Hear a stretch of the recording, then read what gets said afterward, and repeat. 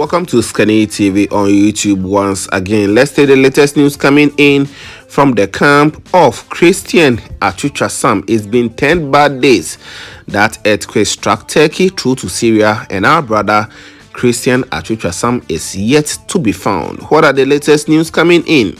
Let's take it on this channel. Yesterday, Christian Atsu'S' agent came out to say a lot, confirming that yes, his shoes have been found, his room has been located, and they are in search for Christian Atsu, but still no results has been found. And he said a lot, criticizing the Hatay sport team, saying that they are not even on the grounds helping them to rescue Christian Atsu'S. And this morning, Mohammed Mubarak, he is the president of Ghana Development and Corporation in Turkey.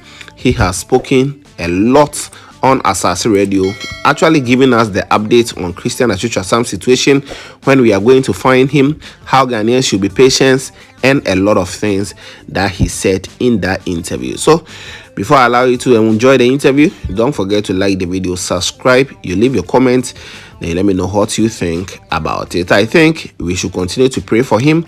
The only hope, as he said in the interview, is that still, as of this morning, there are people who are still rescued alive. So we should continue to pray for him, but things are not looking great at all, as his agent came out to say yesterday. So let me just allow you to listen to the interview that Atsu'S Radio this morning had with Mohammed Mubarak, the president of Ghana Development and Corporation in Turkey. And good morning, Doc, and thank you very much for joining us on the Atsu'S Breakfast Show.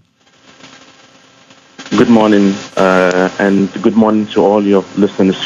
Yes, as you rightly pointed out, we have more than 33,000 lives lost, unfortunately, due to this incident. But rescue effort is also ongoing, trying to rescue those who are trapped. But just note that the rescue is focused on two categories of people. People who are alive and those who are unfortunately not alive. They are trying to retrieve their body, and so that is what is ongoing right now. Yeah. And in terms of the Ghana interest, I would want to believe that you had a certain list of Ghanaians who are in there.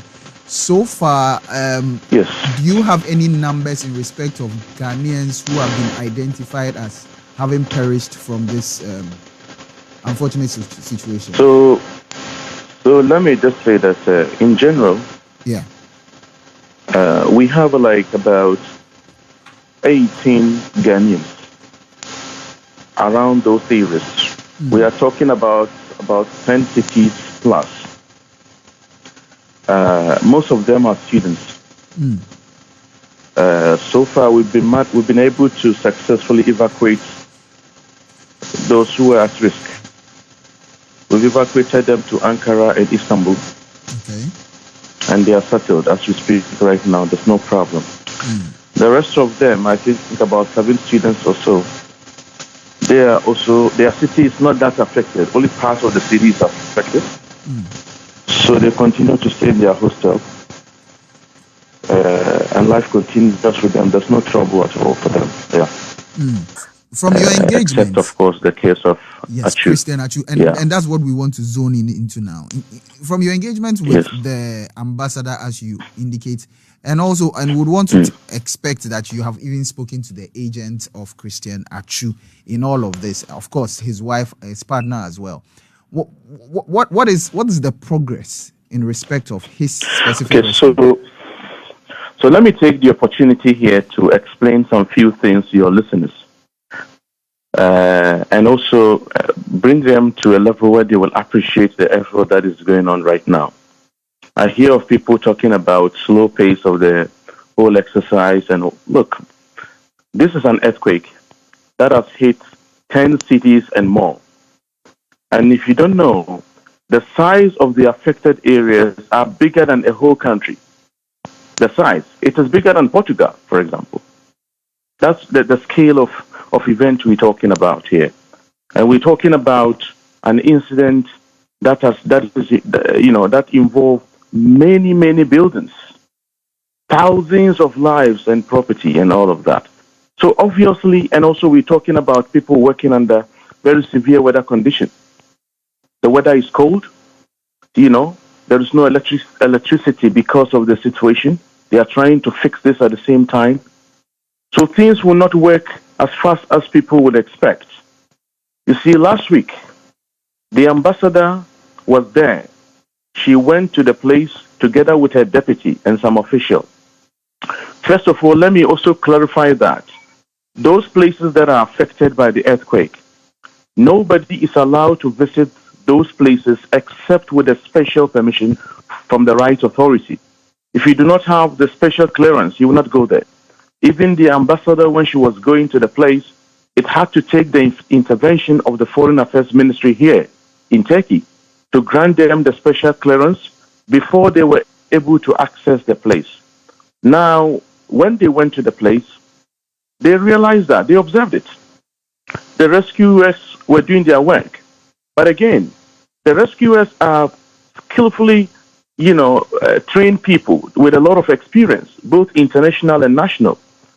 They've been doing this work. And so they informed the ambassador that, look, contrary to the layman's understanding, this is not something like, bricks have fallen on people, just go and lift the bricks and then people bring them back to life. No.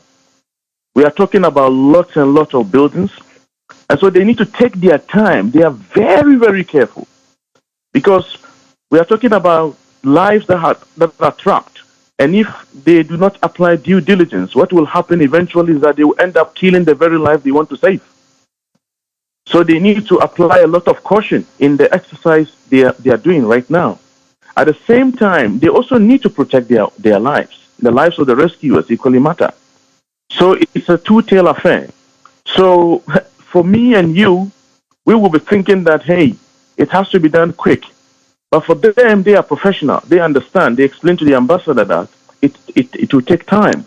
And so we need to just have patience and leave them to do their job. It's going to take a little while, but look, some people are still being rescued today alive. So which means that all the hopes are not lost.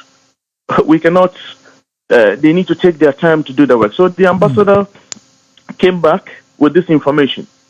And to tell you the truth, the ambassador left there around 6:30 p.m. on Friday, the nearby city where she was supposed to move to, and then come back to Ankara.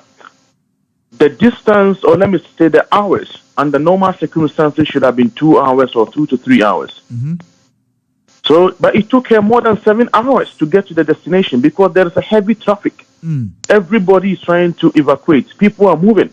In fact, reports I received even from the deputy ambassador is that some people got tired on the way and they had to park their vehicle and sleep in because the traffic, the cars are not moving. You see? So they came back with this information. And as I speak to you, tomorrow they are preparing to return to the place as well. And in fact, there is also one thing here to add, because I have seen some people saying, what is the embassy doing? Well, I don't work with the embassy, but I've seen what they are doing. I have seen the tremendous effort they are putting in to make sure that everybody is safe. So I can speak to that. Okay, Dr. The coming of Christian Atsu'S brother, sister, and the agent, and their ability to access the place, to be present there in the first place, was facilitated by the embassy. They had to procure special permission for them to go there. And so they are there not alone, they are there with an official from the embassy as well. You see, observing how things unfold. So yes, there will be a slow pace because we are talking about an earthquake that has consumed not a single building, but multiple buildings. And we are talking about people working under freezing weather conditions, very poor weather conditions, and we don't know how many lives are trapped down there. They need to take their time. Okay. At the same time, they also need to protect their own lives. Their own lives, yes. So, yeah. Doc, let me ask, and clearly you are working with manpower here. It's about people who are doing the rescue. Has the Turkish government received any external support in this regard? Look, like I said earlier, the rescuers are both international rescuers and locals. They are not working with just manpower. They are working with machines and technology. So when I heard the agent talking about, I don't really understand whether he's an expert in earthquake rescue or not. I don't really understand that. But they are working with technology that is able to sense, to tell them whether life is here or even life is not here. They are working with all manner of things. They have received support from South Korea, from a lot of countries. So it's not just the Turkish officials who are working there. They are working there with their international partners, trying to do the job. Okay, Doc. But when I said manpower, what I actually meant was like you need more hands because the work is much, notwithstanding whichever technological aiding that you be working with. But in terms of the international support that has come, the technology, the equipment, and the people who are to man and actually engage in this rescue, is it something that is commensurate with the volume of work that needs to be done, given the number of buildings and blocks that have succumbed to this earthquake? Of course, yes. From what I have seen so far, I think that they because this is an earthquake that has never happened before, in the last 100 years. We are talking about twin strikes, not just a single strike, you see? And so the level of effect it has caused, the magnitude of the effect, vis-a-vis the effort that is being expended. Look, they have completed some cities, for example. Everything has been completed there, and they have moved all effort to other cities where, support, much more support is needed. So from where I see, I'm not a technical man in the field of rescuing people in earthquake. So I will not be able to, it will not be fair for me to say it's commensurate with what is being expected or not.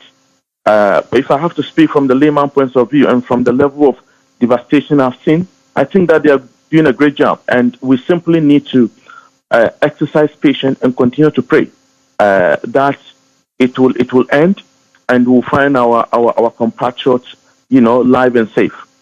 I think that is what I can add to that.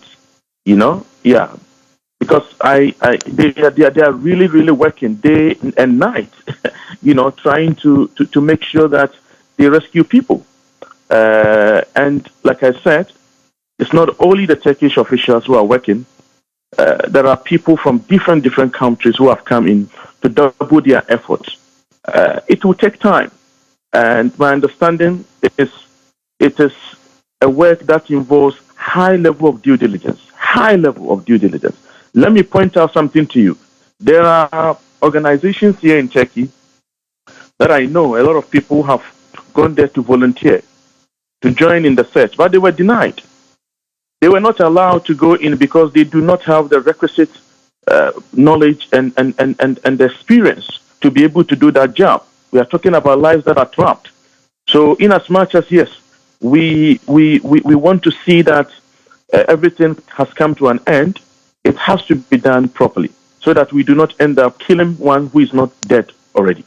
I mean, yeah. Yeah. By way of the Ghanaians who are very interested in all of this, in terms of final words to Ghanaians who are closely watching this, particularly those who take an interest in Christian Atsu'S situation, what would be your final words as to how we are supposed to approach this moving forward? Yeah, my final word to them is to say, let me give you a very basic example. I would take the case of a medical doctor. When you have a sick patient and you take him to the hospital, for you, it should be treated right away, quickly, for everything to be done. But the medical doctor is a specialist. He understands what he's doing. He will ask you to wait, follow this. I think we just need to trust those in the professional position who are doing the job and have faith that as long as they have rescued thousands and thousands of lives, they know what they are doing. We have to keep on praying and remember them in our prayers, keep on praying and have patience and wait for them to do the job. And then at the end of the day, we'll all see the results of it. I will just call on Ghanaians. I understand that we are very passionate about football. Christian Atsu'S He's a very, very important person to all of us. But there is nothing we can do at this moment. I mean, you should have been there to see the level of effect this earthquake has caused. Thankfully, they've been able to identify his building. They've been able to identify his floor. Remember that a week ago, we didn't have this. Okay, there was no information about his building. There was no information about his floor. Neither did we have any information about even his items. But we are getting there. So it's going to take a little while, but we just need to have patience and have faith and trust that the people who are doing the work understand exactly what they are doing. And so we just need to have patience and continue to pray. Okay. And the good thing is also that as I speak to you now, there are still lives that are being rescued. You know, there are still people who are being rescued alive, even today, this morning. So all hopes are not lost. It's just a matter of time. All right. We will definitely get there. So let's have patience and continue to pray for our dear brother, Christian Atsu.